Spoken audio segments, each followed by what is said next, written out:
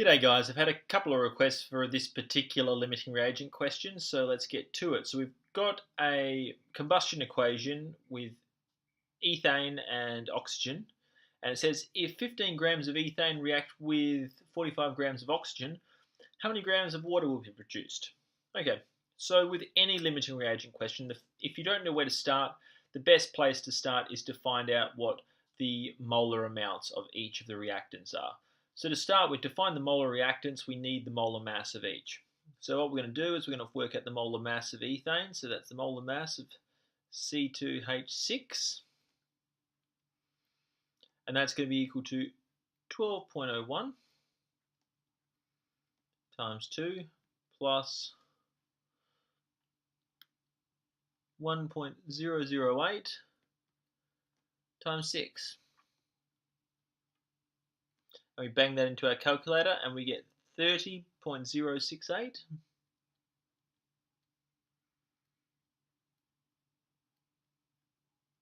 Cool. We're also going to get the mass of oxygen, so mass of O2. Now, a lot of people who've done a lot of chemistry before will know that this is just 32 grams. Okay, so then we work out what the number of moles of ethane we have. So we got number of moles of ethane, C2H6 is equal to the mass of ethane that we have divided by the molar mass, which is equal to 15 divided by 30.068.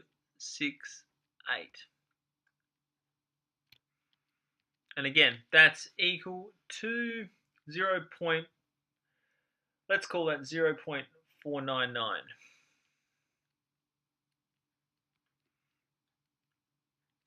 Now, we have the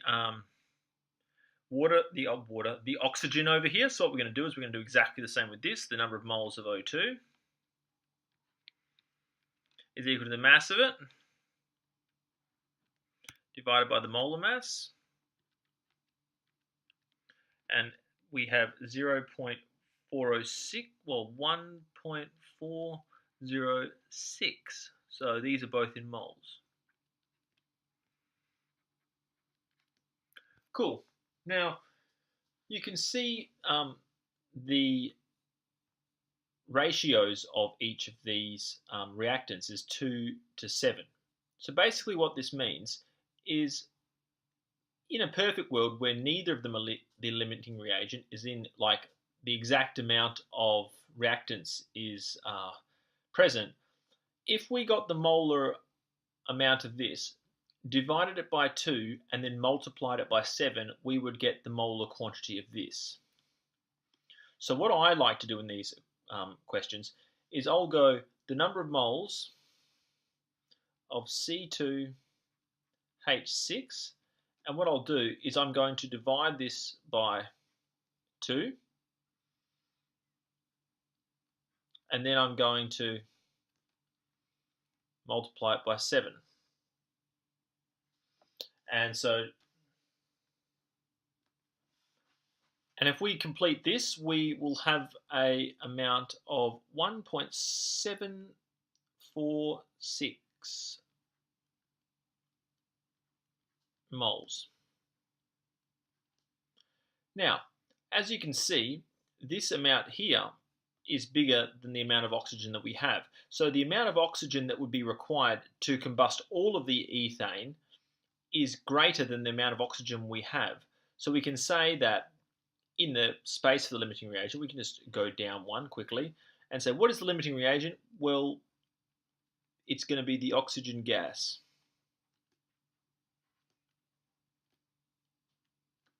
So we know that the oxygen gas is the limiting reagent. So what we have to do is we're going to base all of our molar quantities on the molar quantities of the oxygen. So it's asked us for how many grams of water will be produced. Well, we then get the molar ratios of the oxygen because that's our limiting reagent.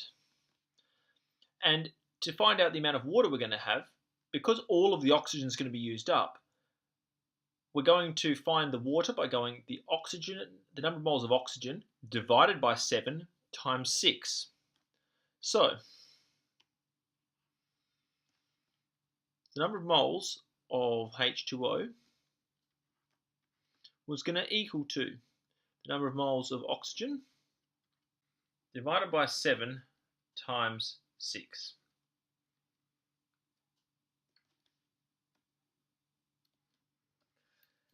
And from that we have 1.205 mole of water.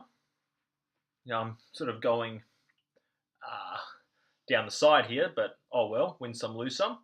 So then what we do to work out, it's asking us for how many grams of water is going to be produced. So what we're going to do, to work that out, we're going to find the molar mass of water.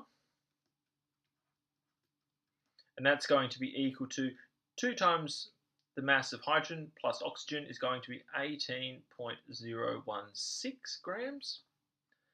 And to find the mass then of H2O, that's going to be equal to the number of moles times the molar mass, which is equal to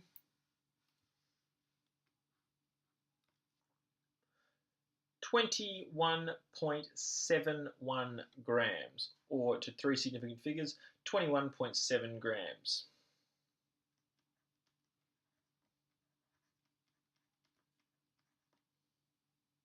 Cool. So it's asking us, so then it asks us for the limiting reagent. Now we can't really find the answer to part A without knowing that oxygen gas is the limiting reagent. So C is asking us what is the excess reactant. Well, the excess reactant, we're going to have some ethane left over. So this is going to be just